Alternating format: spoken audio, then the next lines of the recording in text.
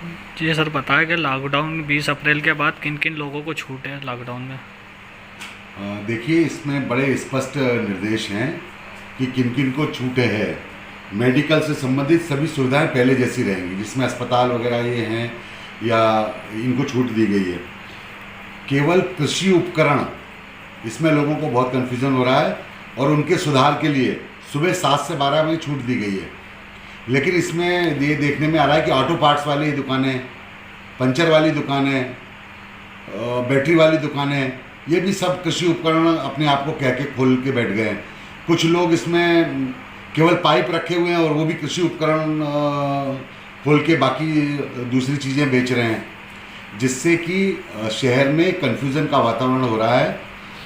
और इसी के चलते आज एडीएम साहब, एसडीएम साहब, खाद्य सुरक्षा अधिकारी, मैं और टीआई दोनों, हमने पूरा शहर का भ्रमण किया है और उस कोतवाली कैंट में 9 प्रकरण और कोतवाली नीमच सिटी में 5 प्रकरण 188 के बनाए गए हैं, 188 आईपीसी के।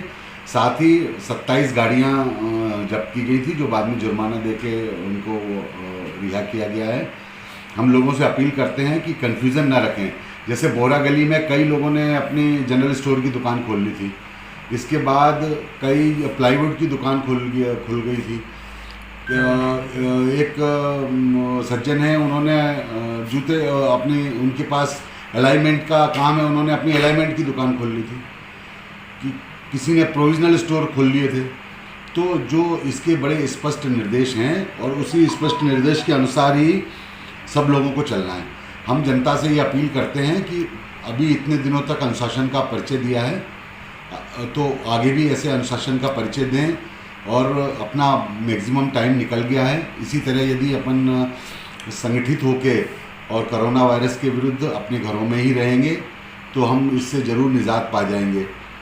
और कुछ दुकानें आज सिगरेट बीड़ी की उन्होंने खोल ली और अपना घर से गुटखा और तम्बाकू बेचने लगे, तो ये गलत है और उसको भी दुगनी तिगनी चौगनी दामों में बेचा जा रहा है।